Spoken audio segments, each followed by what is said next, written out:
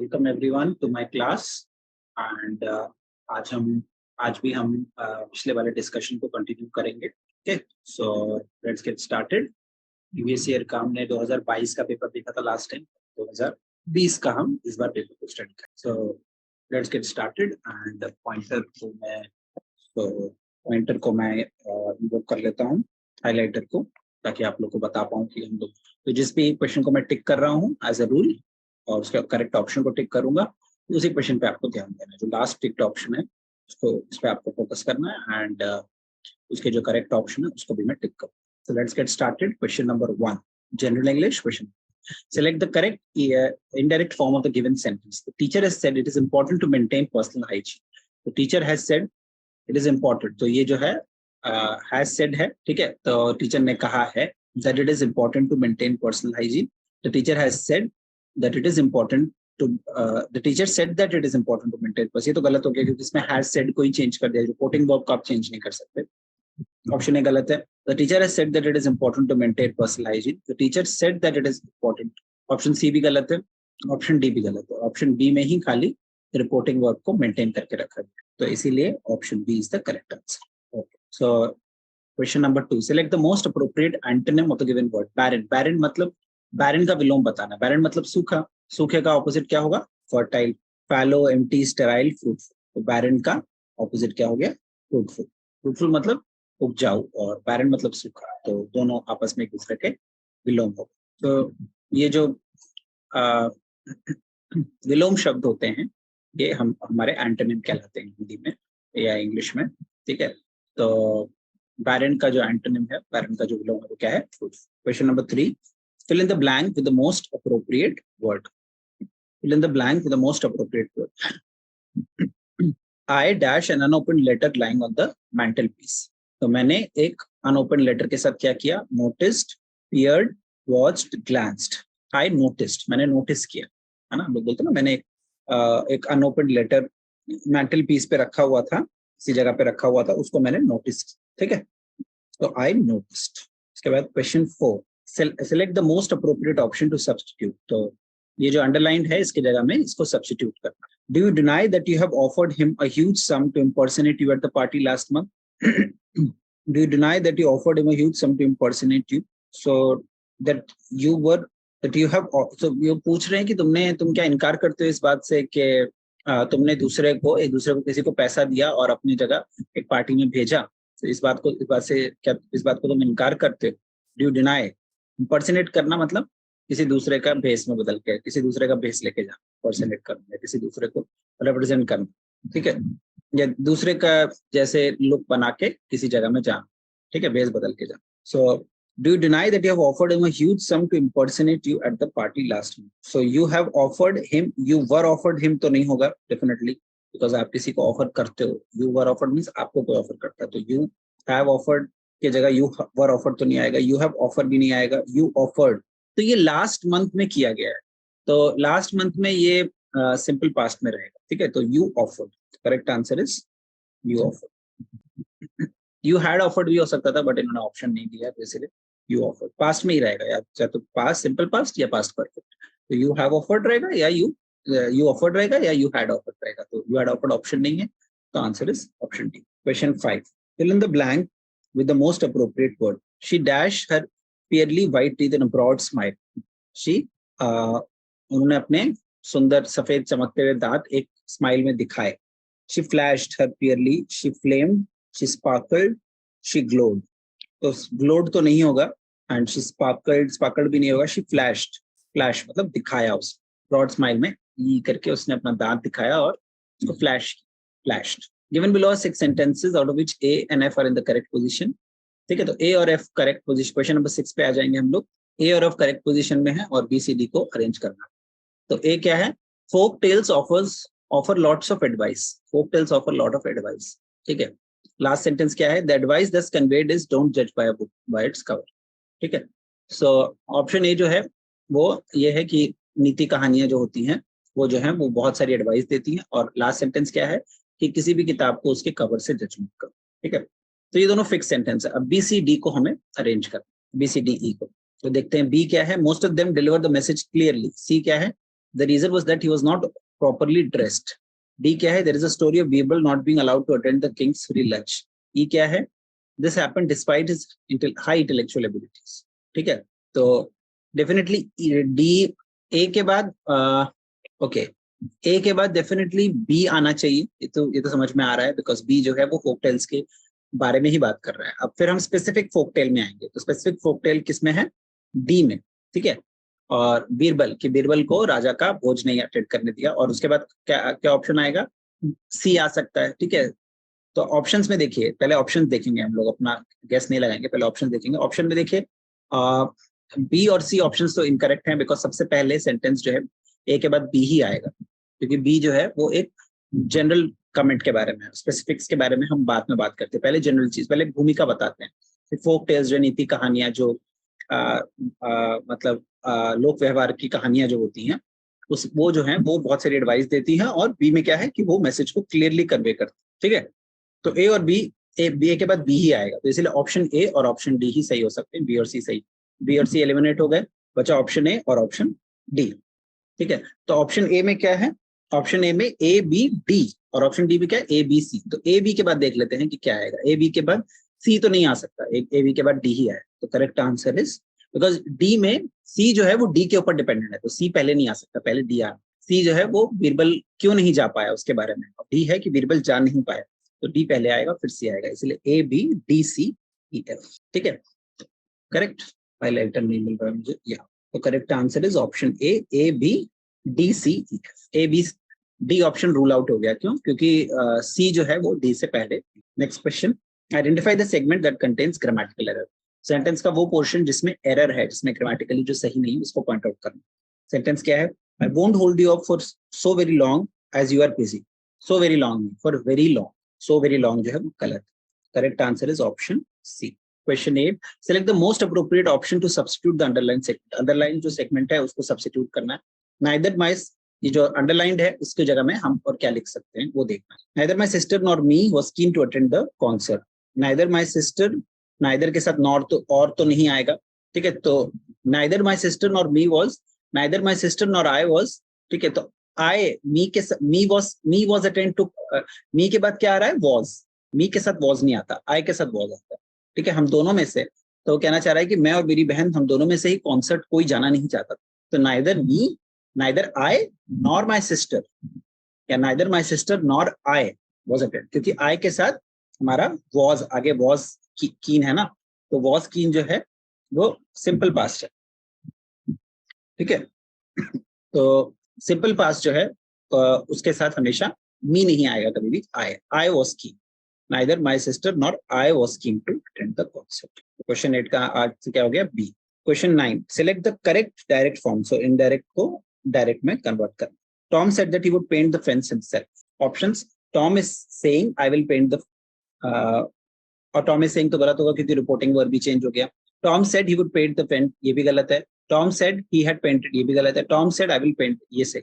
Because जब Tom अपने बारे में बोल रहा है तो Tom I करके बोलेगा, ठीक है, ही करके नहीं बोलेगा, क्योंकि टॉम अपने बारे में बोल रहा है। इसमें लिखा है ना, Tom said that he would paint the fence himself, उसने कहा मैं खुद पेंट करूंगा। तो जब डायरेक्ट में आएगा तो वो बोलेगा मैं फेंस को खुद पेंट करूंगा।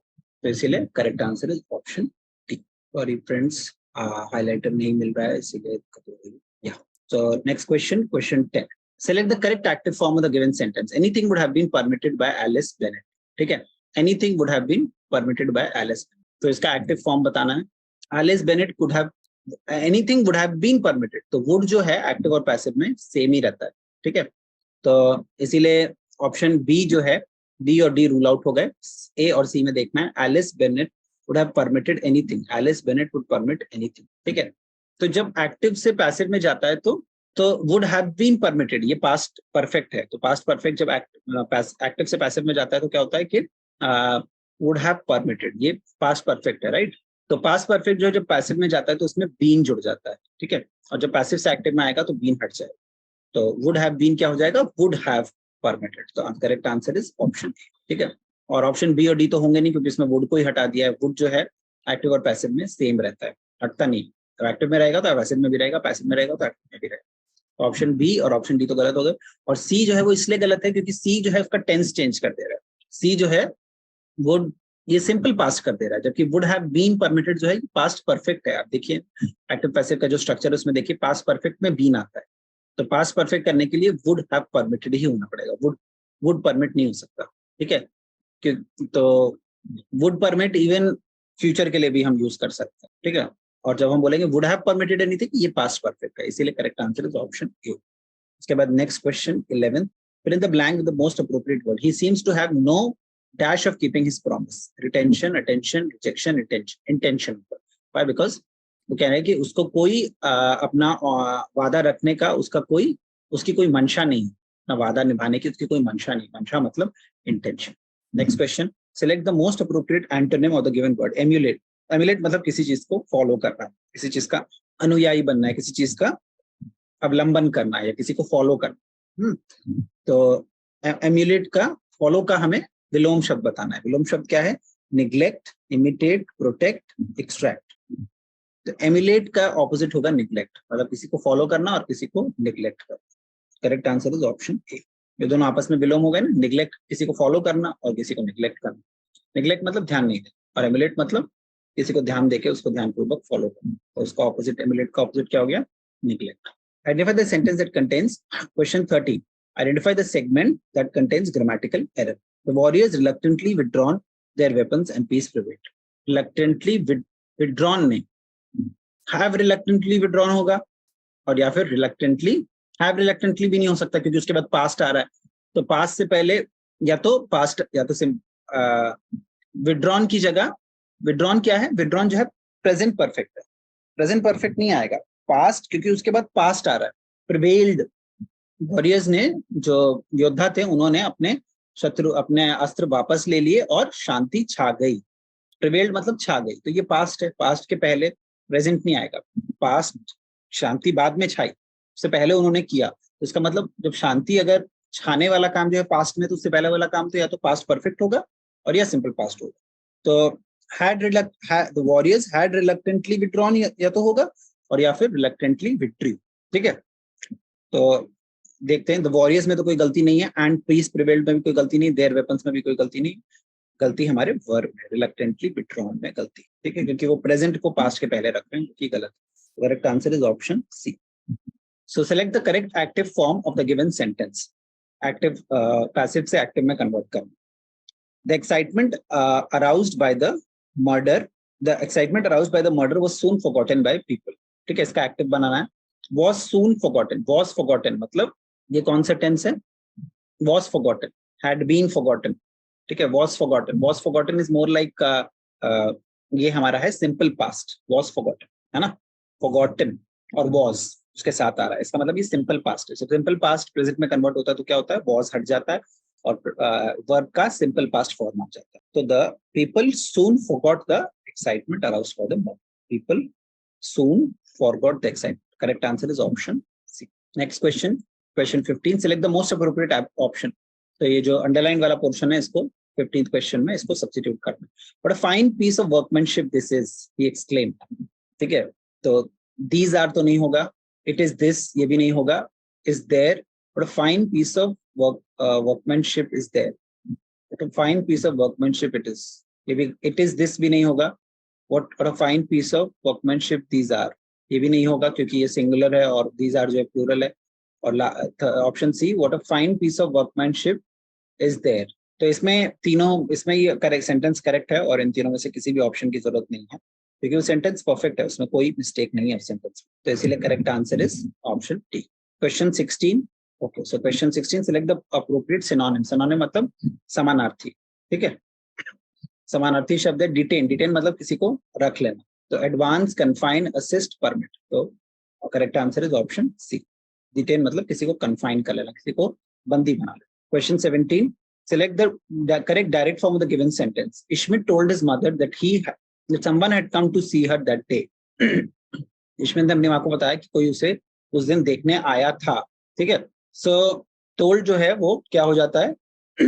सेट टू हो जाता है, ये सबको पता है। तो ऑप्शंस देखते हैं। इश्मित सेट, डायरेक्ट, इनडायरेक्ट से डायरेक्ट में टोल्ड जब आता है तो वो सेट टू हो जाता है। ठीक है, Ishmit said to his mother, someone is coming to see her today. Ishmit said to his mother, someone has come to see you that day. Ishmit said to his mother, someone came to see you today. Ishmit said to his mother, someone has come to see her that day. तो अपनी माँ से जब वो बोल रहा है तो वो थर्ड पर्सन में बात नहीं करेगा, वो अपनी माँ को जब बता रहा है तो सेकंड पर्सन में बात करेगा.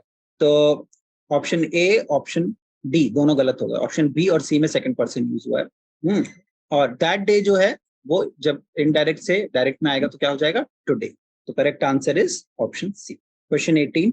Select the most appropriate option to substitute the underlined segment in the given. There is no need to substitute. Select no substitution. She has ordered some scrambled eggs, but the coffee. She has ordered some scrambled eggs, but the coffee. So scrambled उसने eggs अंडे order किए हैं और coffee भी order करी है या फिर कॉफी ऑर्डर नहीं करी. देखते हैं options. And coffee, and the coffee, butter coffee. Butter coffee तो नहीं होगा क्योंकि बटर कॉफी का कोई मीनिंग नहीं है. She has ordered some scrambled eggs butter coffee. इस सेंटेंस का कोई मीनिंग नहीं. She has ordered scrambled eggs and coffee. she ordered some scrambled eggs and the coffee. And the coffee भी नहीं होगा क्योंकि कॉफी कोई ऐसी स्पेसिफिक चीज नहीं कि जिसको हम पॉइंट आउट करें. तो and coffee. Correct answer is option A. She ordered some scrambled eggs and coffee. Question 19. Select the correct indirect form. Direct से indirect में करना. I said, what a remarkable likeness between the two sisters. Options. I asked that there was a remarkable likeness between the. ये option गलत है क्योंकि इसमें पूछा नहीं जा रहा है, इसमें रिमार्क किया जा रहा है. I exclaimed that what a remarkable likeness was there between the two sisters. I exclaimed that there was a remarkable likeness between the two sisters. I remarked that there was a remark. So I exclaimed. Correct answer is option C. क्यों? क्योंकि option B में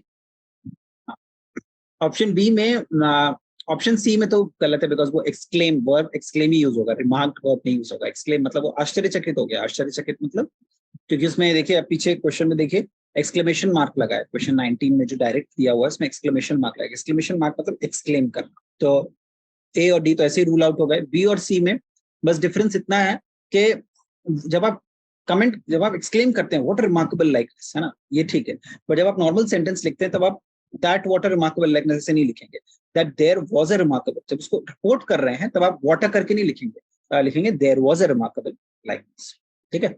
तो correct answer is option C. Question 20. Select the most appropriate antonym of the given word. Annihilate. Annihilation मतलब समाप्त कर देना, खत्म कर देना, डिस्ट्रॉय कर देना. उसका ऑपोजिट क्या है? क्रिएट करना. Elimination, demolition, extinction, construction. Opposite. तो correct answer is option D. Annihilate मतलब तोड़ देना, कंस्ट्रक्ट मतलब बनाना. तो दोनों एक दूसरे के विलोम हो गए. क्वेश्चन 21. 4 sentences हैं, उनको करेक्ट ऑर्डर में रखना. In arid regions of Rajasthan, almost all houses traditionally had underground tanks. They were connected to the sloping roof of a house through a pipe. These could be as large as a big room. Rainwater falling on the roofs would travel down the pipe and get stored in the tank. ये तो already सही लग रहा है मुझे, सही order में ही लग रहा है. तो इसमें डेफिनेटली पहला सेंटेंस ए ही होगा. तो ऑप्शंस बी और डी रूल आउट हो गए. ऑप्शन ए और सी बचे. अब ए के बाद सी आएगा. ऑप्शन ए में ए के बाद सी आ रहा है, ऑप्शन सी में ए के बाद डी आ रहा है. तो अब ये देख लेते हैं, ए के बाद सी ज्यादा अप्रोप्रिएट है, ए के बाद डी ज्यादा अप्रोप्रिएट है. ठीक है. ए के बाद ए सी बी डी बेटर लग रहा है ना, और ए डी बी सी उतना अप्रोप्रिएट नहीं है. क्यों? क्योंकि ए और सी में टैंक्स के बारे में बात कर रहे हैं और बी और डी में पाइप्स के बारे में बात कर रहे हैं. तो ए और सी पहले एक साथ आएंगे, फिर बी और डी आएंगे, है ना. ए और सी दोनों सेम चीज के बारे में बात करें, जो सेम चीज के बारे में बात करें वो एक साथ आए. Correct answer is A C B D. Correct answer is AC.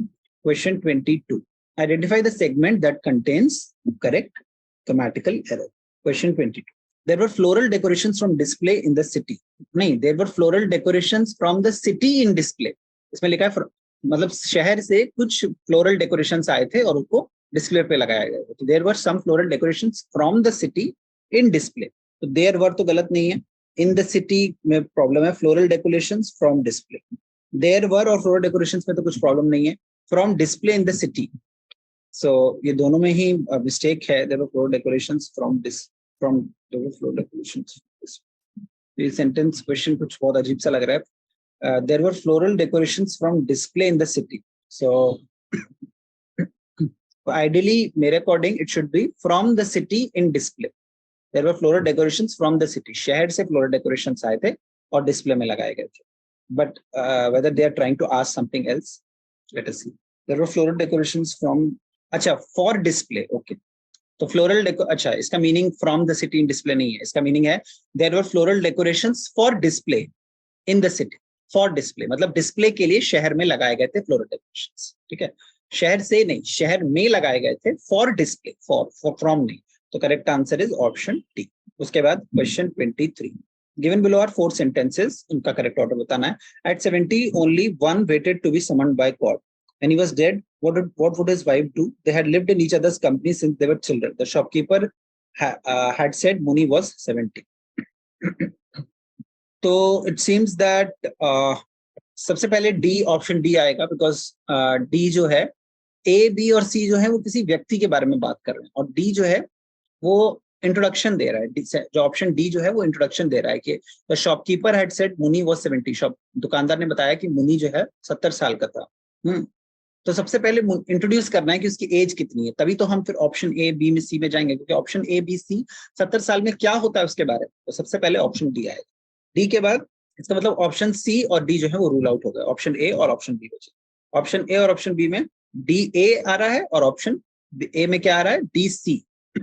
तो डी के बाद देखते हैं ए आएगा कि सी आएगा। Shopkeeper had said money was 70 at 70, तो ऑब्वियसली ऑप्शन डी के बाद ए ज्यादा अप्रोप्रिएट लग रहा है, डी के बाद सी इज नॉट अप्रोप्रिएट, ठीक है, क्योंकि सी में डी ए में ये बता रहा है कि 70 पे आदमी मरने के लिए तैयार हो जाता है, और बी में ये बता रहे हैं कि आदमी जब वो मर जाएगा तो उसकी बीवी क्या करेगी, और सी में बता रहे हैं उसकी बीवी अकेली हो जाएगी, क्योंकि वो लोग बचपन से एक साथ थे, ठीक है, बचपन से वो लोग एक साथ थे, बहुत कम उम्र में शादी हुई थी, तो इसीलिए उसकी बीवी अब क्या करेगी, ठीक है, तो इसीलिए डी ए बी सी ये करेक्ट ऑर्डर है ना, D A B C, correct answer is option B. Option A इसलिए सही नहीं हो सकता बिकॉज डी के बाद सीधे वो बात कर रहा है कि वो बीवी अकेली हो जाएगी, बट उसका बैकग्राउंड नहीं दे रहा है, डी के बाद सी नहीं आ सकता, डी के बाद ए को आना पड़ेगा, क्योंकि डी के बाद सी से आने के लिए वो एक बैकग्राउंड चाहिए। सेंटेंस सी जो है वो ये बात कर रहा है कि उसकी बीवी अकेले क्या करेगी, लेकिन उससे पहले बताना है कि वो आदमी 70 साल में आदमी के मरने की उम्र हो जाती है, जो कि सेंटेंस ए और बी में बताया है, तो इसीलिए D A B C correct होगा। उसके बाद question 24, select the appropriate meaning of the idiom, मुहावरे का सही अर्थ बताना। A feast for the eyes, feast for the eyes मतलब बहुत अच्छा कुछ देखने को जो मिलता है, a lavish spread of food नहीं, a pleasing visual experience, a remedy for good eyesight, a well presented but tasteless dish. Feast for the eyes मतलब एक कोई सुंदर दृश्य, सुंदर दृश्य जो है वो ऑप्शन बी में आ रहा है, pleasing visual appearance. Question 25, identify the segment in the sentence that contains grammatical error, तो वो बताना है, वो पार्ट बताना है सेंटेंस का जिसमें ग्रामेटिकली गलती है कुछ। I immediately realize that my deductions had been all wrong, had being नहीं, हैड बीन, क्योंकि सिंपल प्रेजेंट हैड जो है वो प्रेजेंट पास्ट परफेक्ट के बारे में बात कर रहा है, पास्ट परफेक्ट जब हैड आएगा, हैड के साथ हमेशा बीन आएगा, बीइंग कभी नहीं आएगा, तो correct answer is option D, had being नहीं, हैड बीन, BEEN। क्वेश्चन 26, मुहावरे का सही अर्थ, take a walk, take a walk का क्या मीनिंग हो सकता है, ऑप्शन देखते हैं। Rudely cell someone to go away, defusing a tense situation, following someone secretly, comforting someone in pain. So take a walk का डेफिनेटली फॉलोइंग समवन सीक्रेटली तो meaning नहीं हो सकता, क्योंकि दोनों सेंस बिल्कुल अलग हैं। तो डिफ्यूजिंग अ टेंस सिचुएशन भी नहीं हो सकता, just sorry for the disturbance.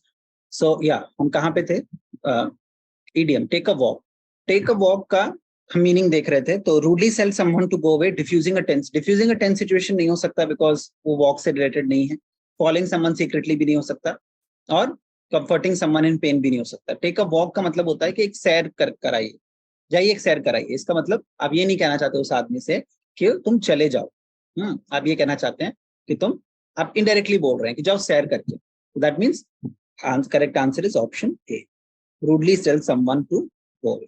तो उससे डायरेक्ट गो अवे की जगह हम क्या बोल रहे हैं उसको, टेक अ वॉक, ठीक है, मतलब टहल के आइए। क्वेश्चन 27, सिनोनिम बताना है, रिडेम्पशन, रिडेम्पशन मतलब अपने पापों का प्रायश्चित करना, foundation, atonement, consumption, requirement. Redemption, redemption मतलब होता है पापों का प्रायश्चित, प्रायश्चित जो है ऑप्शन बी में, अटोनमेंट मतलब प्रायश्चित, ठीक है, so correct answer is option B. Question 28, given below 4 sentences in jumbled order, pick the one, सही ऑर्डर बताना है। Mister Oliver did not feel nervous at all, the pine trees made sad eerie sounds in the forest, when the light fell on the figure of a boy sitting on a rock, Mr. Olive stopped, he kept along the forest path guided by a flickering torchlight। So सबसे पहले हमारा option B आना चाहिए, ठीक है, क्योंकि option B बता रहा है कि फॉरेस्ट में क्या क्या हो रहा था, तो इसका मतलब ऑप्शन बी और सी तो रूल आउट हो गए, ऑप्शन ए और डी बचे।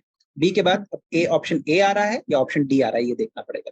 ठीक है, क्योंकि ऑप्शन ए में बी डी है और ऑप्शन डी में क्या है, बी ए। तो बी के बाद देख लेते हैं कि ए को आना चाहिए, डी को आना चाहिए। तो बी के बाद A makes more sense, B A D C. B A D C क्या है, बी में बता रहे हैं कि ट्रीज में साउंड हो रहा है, ए में वो डरे नहीं, उसके बाद वो चलते रहे और फिर वो आके एक लड़के पे रुक गए। सेंटेंस सी में बताया एक लड़के पे रुक गए। तो B A D C is the correct answer.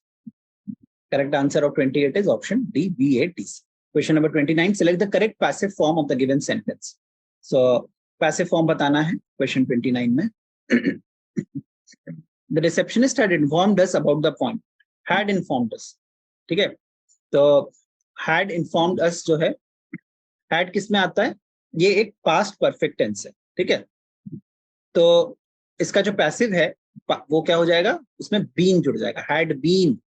ठीक है, तो हैड बीन जो है वो खाली ऑप्शन बी और ऑप्शन डी में है। ऑप्शन और ऑब्वियसली सब्जेक्ट को हमें पीछे लाना है, जो ऑब्जेक्ट है उसको हमें सब्जेक्ट बनाना है। तो हैड इन्फॉर्म्ड अस क्या हो जाएगा, we had been informed. Receptionist had been informed नहीं, रिसेप्शनिस्ट हैड इन्फॉर्म्ड अस मतलब वी हैड बीन इन्फॉर्म्ड, क्योंकि उल्टा भी करना है ना, ऑब्जेक्ट को सब्जेक्ट बनाना है। तो correct answer is option B, we had been informed about the appointment by the receptionist. Question 30, that select the correct active form. पहले में एक्टिव टू पैसिव, अब passive to active. I am being devoured by curiosity, I am being डिवॉर्ड।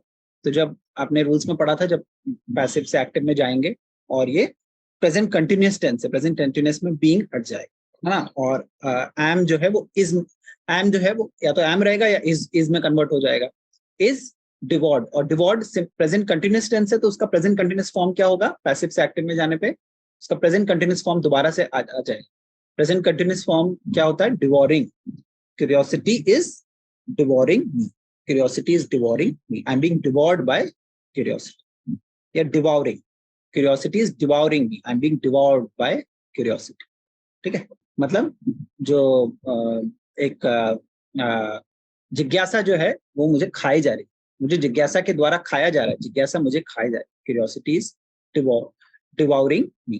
Identify the segment in the sentence that contains a grammatical error. The boy longed for the comfort with his mother's lap. बेटा जो है वो तरस रहा था अपने माँ की गोद के कंफर्ट के लिए। Long for the comfort with his mother's lap नहीं, in his mother's lap। इसके माँ की गोद या तो ऑफ होगा, of comfort of his mother's lap, या फिर या माँ की गोद का आराम। The boy longed for the comfort of his mother's lap. Off, with नहीं। तो correct answer is option A, of his mother's lap. Question 32. Fill in the blank with the most appropriate word. He is quite capable of taking hot-blooded dash actions. Genuine, gratifying, sympathetic, impulsive. Hot-blooded मतलब गरम, बहुत उत्तेजित होके कोई action ले, बहुत उत्तेजित होके जब एक्शन लेते हैं तो उसको बोलते हैं impulsive. Hot-blooded, impulsive actions. ठीक है? The correct answer is option D, impulsive. Select the correct passive form of the given sentence. She can do only one thing at a time. इसका passive she can do, can do जब है, can do क्या है, simple present. Simple present जब passive में जाएगा तो rules क्या कहते हैं, बी ऐड हो जाएगा और उसका डू का कौन सा फॉर्म आ जाएगा, past participle, done. Only one thing can be done at a time, only one thing at a time can be done by her. she can do only one thing at a time, only one thing at a time can be done by her। तो correct answer is option D. Question 34, 6 sentences हैं, उसमें से पहले और आखिरी जो है correct order में है और बीच वालों को हमें अरेंज करना। ठीक है, तो पहला सेंटेंस पढ़ेंगे। King at voice of the Philippines mounted his horse and left for the forest with his soldiers. ठीक है, तो किंग एक राजा थे, वो अपने घोड़े पे चढ़े और जंगल में अपने सैनिकों के संग निकल गए। ऑप्शन सेंटेंस एफ क्या है, wandering about the king spotted a hut with a thatched roof. घूमते घूमते टहलते खोजते खोजते या ऐसे ही मतलब टहलते टहलते एक राजा ने एक झोपड़ी देखी जिसमें थैच्ड रूफ था, मतलब एक भूसे का बना हुआ, भूसे की छत वाला, ठीक है, घास भूसे से घास की छत वाला जो है एक एक झोपड़ी देखी, घास की छत वाली एक झोपड़ी देखी उन राजा ने। ये है पहला और आखिरी सेंटेंस। अब इसके बीच के सेंटेंसेस को अरेंज करें। तो बी से पढ़ते हैं। But there was no sign of water nearby. He was thirsty and so was his horse. Finally, he stopped his horse to rest for a while. He rode so fast that he soon left his soldiers far behind. ठीक है, तो सबसे पहले option E आएगा। क्यों? क्योंकि option E में ये बताया गया है कि ऑप्शन ए में बताया गया है सबसे पहले सेंटेंस ई आएगा। क्यों? क्योंकि सेंटेंस ए में ये बताया है कि वो राजा जो है निकल गया, और फिर उसके तुरंत बाद का तो थॉट है कि राजा बहुत तेजी से दौड़ा और एकदम आगे निकला, उसके सैनिक पीछे छोड़ गए। तो ये सेंटेंस सबसे पहले आएगा। बाकी जितने भी सेंटेंसेस है वो उसके प्यास और वो सब बात की बातें हैं। सबसे पहले तो राजा कितनी तेजी से दौड़ा और कैसे अकेला, कैसे बिछड़ गया, अपने सोल्जर से कैसे बिछड़ गया, वो बताना है। तो वो ऑप्शन, वो सेंटेंस ई में बताया गया। तो इसीलिए ए के बाद सबसे पहले सेंटेंस ई आएगा। तो इसलिए बी, ऑप्शन बी और डी तो चले गए, ऑप्शन ए और सी बचा। ऑप्शन ए में क्या है? A B, A E B, और ऑप्शन सी में क्या है? A E D. तो अब हमें ये देखना है कि ई के बाद बी आता है कि डी आता है। ई के बाद कौन सा सेंटेंस आना चाहिए? बी क्या है? But there was no sign of, B तो नहीं आएगा। और दूसरा क्या है? D, finally he stop. हाँ, ई के बाद डी आएगा। तो correct answer is option C. आपको समझ में आया किस तरीके से हम लोग पहचानते हैं, रूल आउट करते हैं, एलिमिनेशन लगाएं। देखिए पहले बी और डी को रूल आउट किया, फिर ए को रूल आउट कर दिया। ए को रूल आउट इसलिए किया क्योंकि ई के बाद सीधे कि पानी कहीं नहीं था, बी में बताया जा रहा है कि पानी कहीं नहीं था, बट उससे पहले बताना है कि उसको प्यास लगी थी। तो प्यास जो है वो ऑप्शन सेंटेंस बी में बताया गया है कि वो एक जगह पे रुका, ठीक है, और फिर उसके बाद सी में बताया गया कि उसको प्यास लगी थी, और फिर बी में बताया गया कि पानी नहीं था, और फिर एफ में बताया गया कि उसको एक चोटी दी। ठीक है, तो A E D C B and F. ठीक है, तो ई के बाद बी, ऑप्शन बी जो है वो नहीं आ सकता, क्योंकि बी में पानी, प्यास के बारे में बात की जा रही है, और डी में ये बताया गया जा रहा है कि वो एक जगह पे जाके रुका, और फिर उसके बाद सी में बताया जा रहा है कि उसको प्यास लगी। तो ए के बाद ई, फिर डी, फिर सी आएगा प्यास लगी, और फिर सी के बाद बी आएगा, है ना। सीधे ई के बाद बी नहीं आ जाएगा। ठीक है, इसीलिए correct answer is option C. Next question 35, indirect to direct. She exclaimed that I was wearing an exquisite ring. She said, what an exquisite ring you are wearing. She says तो गलत है, because उसमें reporting verb को change कर दिया है, reporting verb का tense change कर दिया। रिपोर्टिंग वर्ब पास्ट में है, उसको प्रेजेंट में नहीं कर सकते आप, डायरेक्ट में करते समय। She said, is this an, she said, ये ऑप्शन बी भी गलत है और ऑप्शन सी भी गलत है, क्योंकि उसमें वो पूछ रही है, बट इसमें एक्सक्लेम, शी इज एक्सक्लेमिंग। तो ऑप्शन सी जो है वो गलत है, क्योंकि ऑप्शन सी में वो ये कह रही है कि इज दिस, वो पूछ रही है, पूछने का नहीं है। शी इज एक्सक्लेमिंग मतलब उसको, उसमें कोई सवाल नहीं किया जा रहा, वो आश्चर्य व्यक्त कर रही है। तो आश्चर्य व्यक्त करने में वो कोई क्वेश्चन नहीं है, इसीलिए ऑप्शन सी भी रूल आउट होगा। ऑप्शन ए और ऑप्शन डी देखते हैं। ऑप्शन डी भी गलत है, क्योंकि उसमें भी वो सवाल पूछ रही है। तो करेक्ट आंसर इज ऑप्शन ए। केवल ऑप्शन ए ही है जिसमें रिपोर्टिंग वर्ब भी पास्ट में है, और उसमें एक एक्सक्लेमेशन, जब एक्सक्लेम करते हैं, कोई चीज आश्चर्य व्यक्त करते हैं, तो एक क्वेश्चन मार्क लास्ट में नहीं आता है, एक एक्सक्लेमेशन मार्क आता है। एक्सक्लेमेशन मार्क केवल ए और बी में आ रहा है, और उसमें बी में रिपोर्टिंग वर्ब का टेंस चेंज कर दिया, इसलिए बी गलत है, ए सही। Correct answer is option A. Next question 36, select the correct active form of the given sentence. Passive से एक्टिव में करना। Can your presence at the site of the murder be denied? Be denied, be denied मतलब ये क्या है हमारा? Simple present tense. Simple present tense में ही बी जुड़ता है, राइट, और उसमें उसके बाद वर्ब का पास्ट पार्टिसिपल आता है। तो जब इसको एक्टिव में करेंगे तो क्या होगा? बी हट जाएगा, और डिनाइड जो है सिंपल प्रेजेंट फॉर्म में चला जाएगा। ठीक है, सिंपल प्रेजेंट, डिनाइड का सिंपल प्रेजेंट फॉर्म क्या है? डिनाई। Can you deny?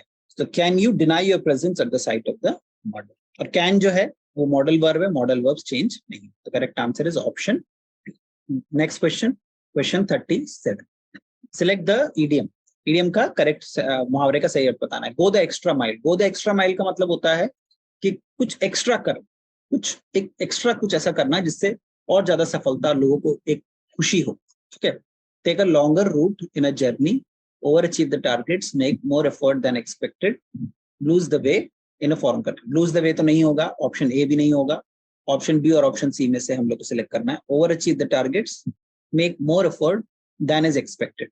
सो इसमें ऑप्शन बी ही करेक्ट होगा, बिकॉज ऑप्शन बी में ये बताया जा रहा है कि गो द एक्स्ट्रा माइल मतलब कुछ एक्स्ट्रा अचीव करिए।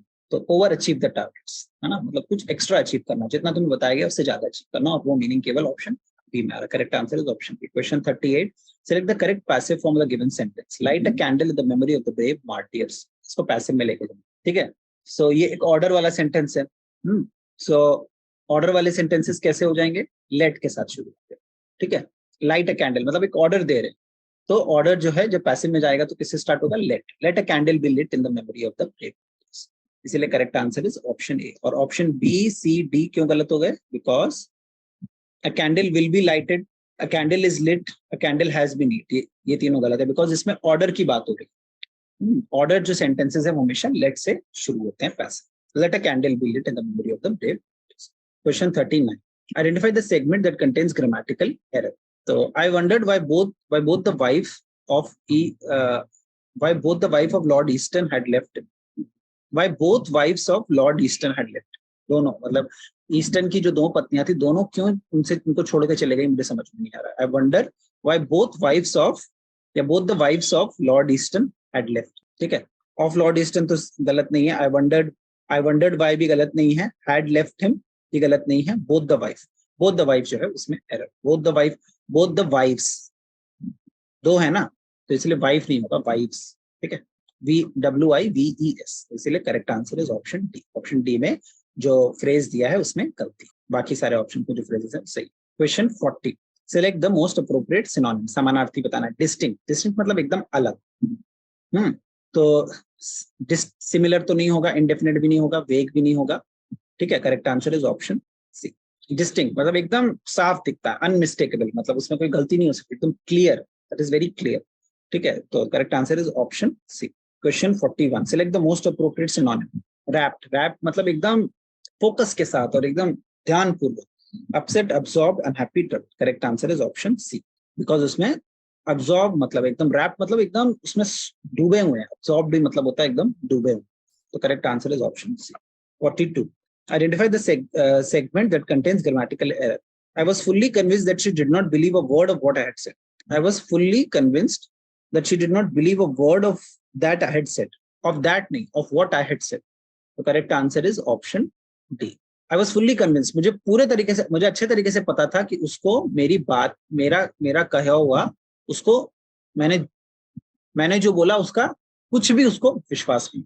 तो मैंने जो कहा उसका ऑफ, तो उसका मतलब of what I had said, of what I, मैंने जो कहा था, of what I had said, of that I had said नहीं, of what I had said. तो ये जो है of that I had said में grammatical error. Correct answer is option D. 42, 43, question 43, select the correct indirect form. Direct से indirect में करना है। The commander said to the soldiers, don't think twice, jump off the plane now.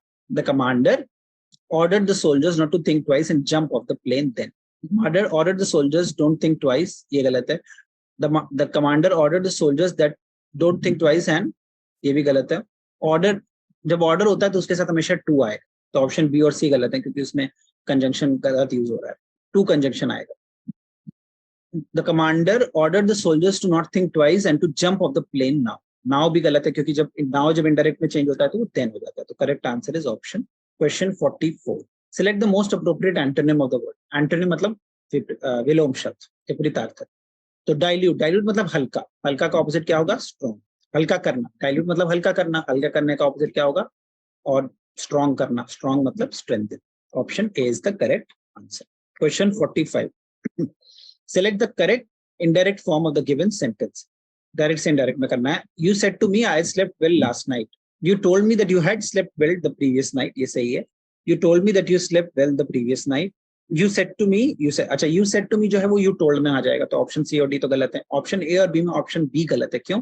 क्योंकि जब past, simple past होता है तो वो पास्ट परफेक्ट में चेंज होता है। अगर रिपोर्टिंग वर्ब पास्ट में होता है, रिपोर्टिंग वर्ब देखिए यहाँ पे सेड है पास्ट में, तो अंदर वाले जो वर्ब्स हैं वो अपने और पास्ट में चले जाएंगे। अगर सिंपल प्रेजेंट है तो पास्ट में, पास्ट है तो पास्ट परफेक्ट। तो स्लेप्ट का पास्ट परफेक्ट क्या होगा, हैड स्लेप्ट। तो correct answer is option question, ठीक है, correct answer is option. Question 46, select idiom का, मुहावरे का सही अर्थ बताना है। Take the high ground, take the high ground, to behave childishly, to act morally, to show arrogance, to ridicule the lowly. To behave childishly तो नहीं होगा, to show arrogance, to ridicule the lowly, to show arrogance, to ridicule the lowly, ये दोनों नहीं है।